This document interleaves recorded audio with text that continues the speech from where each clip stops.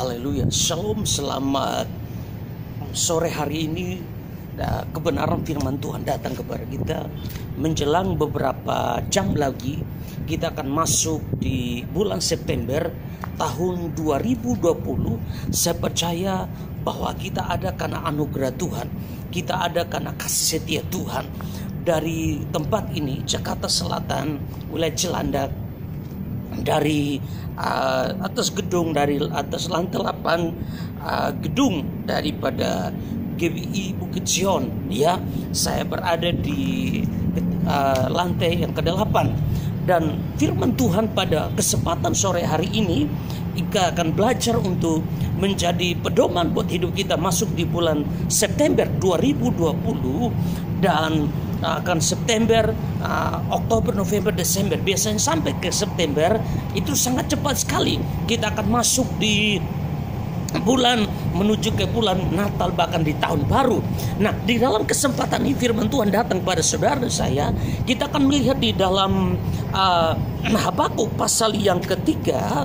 Habakuk pasal yang ketiga, di sini firman Tuhan ayat 17. Habakuk pasal 3 ayat 17, di sini firman Tuhan katakan, sekalipun pohon ara tidak berbunga, pohon anggur tidak berbuah, hasil pohon zaitun mengecewakan, sekalipun ladang-ladang tidak menghasilkan bahan makanan, kambing domba terhalau dari kurungan, dan tidak ada lembu sapi dalam kandang, namun aku akan bersorak-sorai di dalam Tuhan, beria-ria di dalam Allah yang menyelamatkan aku. Allah Tuhanku ialah kekuatanku, Ia membuat kakiku seperti kaki rusa, Ia membiarkan aku berjejak di bukit-bukitku. Nah, saudara kekasih, firman Tuhan datang kepada Habakuk pada saat Habakuk berada di kondisi di mana bangsa Israel, mereka berada dalam situasi mereka diperbudak, ya. Nebukadnezar datang dan dia menawan, ya, dia menjajah orang Israel.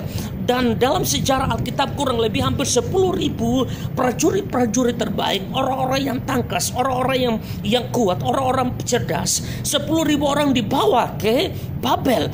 Dan yang tinggal hanya di Israel adalah orang-orang biasa, orang-orang susah. Dan Habakuk menyaksikan akan itu. Ini kondisi yang luar biasa. Bait Allah dihancurkan oleh Nebukadnezar, dan orang-orang hebat semua dibawa kepada perbudakan, dibawa kepada negara Babel. Saat itu Babel yang berkuasa. Nebukadnezar benar-benar menghancurkan kekuatan ekonomi daripada Israel. Kemiskinan terjadi, kemelaratan terjadi, tekanan terjadi, persoalan besar terjadi. Namun firman Tuhan pada kesempatan sore hari ini, Habakuk dia menuliskan satu pewahyuan yang luar biasa. Di tengah kondisi bangsa Israel menghadapi keadaan yang sulit, mereka diperbudak, mereka dijajah, bait Allah dihancurkan oleh Nebukadnezar. Adalah Babel zaman itu adalah negara adik kuasa.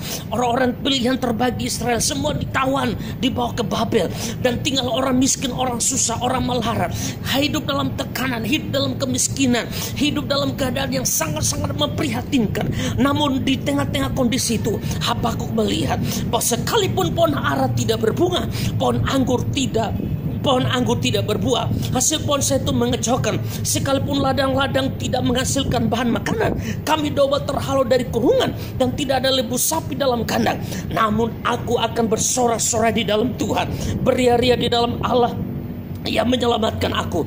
Allah Tuhanku itulah kekuatanku, Ia membuat kakiku seperti kaki rusa, Ia membiarkan aku berjejak di bukit-bukit batuku. Di dalam kondisi yang sulit, bangsa Israel dijajah, bangsa Israel diperbudak, bait Allah dihancurkan di zaman Nebukadnezar. Bahkan orang-orang terbaik, prajurit, orang-orang tangkas, orang-orang cerdas bangsawan, semua dibawa ke Babel dan diperbudak.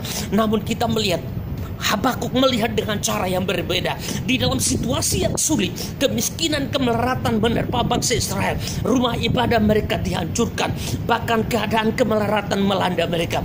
Namun Habakuk melihat dengan iman, walaupun pohon ara tidak berbuah, pohon zaitun mengecewakan, ladang-ladang tidak menghasilkan bahan makanan, kambing domba terhalau dari kandungan, dari kurungan, dan lembu sapi tidak ada dalam kandang. Namun aku akan bersorak-sorak. Kenapa? Karena Habakuk melihat bahwa ada pembelaan Tuhan. Habakuk melihat pasti Tuhan punya cara untuk menolong mereka. Habakuk punya rencana, melihat bahwa Tuhan pasti memberkati.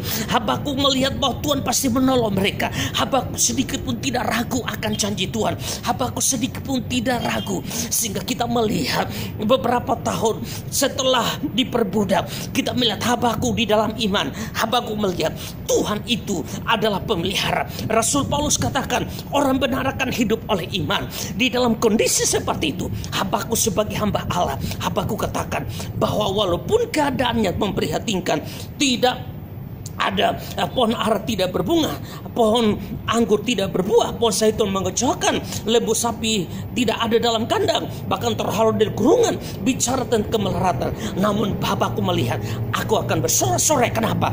Karena Habakuk percaya bahwa orang benar akan hidup oleh iman. Orang benar, walaupun Habakuk hidupnya jauh dengan Rasul Paulus, Rasul Paulus katakan bahwa orang benar akan hidup oleh iman. Dan Habakuk melihat ada pemeliharaan Tuhan, pasti ada mujizat Tuhan. Tuhan akan kumpulkan bangsa Israel kembali. Dan kita melihat terjadi bahwa beberapa tahun kemudian bangsa Israel dikumpulkan kembali. Nah, kita melihat di situasi seperti ini, kondisi seperti hari-hari ini, mari kita melihat ada pasti pertolongan Tuhan. Orang percaya akan hidup oleh iman. Kita berdoa biarlah anugerah kasih setia Tuhan menjamah melawat 260 juta jiwa di bangsa ini, bahkan melawat miliaran manusia di bumi ini, agar kita datang cari Tuhan. Kita tidak ragu akan Tuhan, kita tidak putus asa, kita tidak kecewa. Kenapa? Karena Tuhan pasti menolong kita, Tuhan pasti menyelamatkan kita, Tuhan pasti memberkati kita.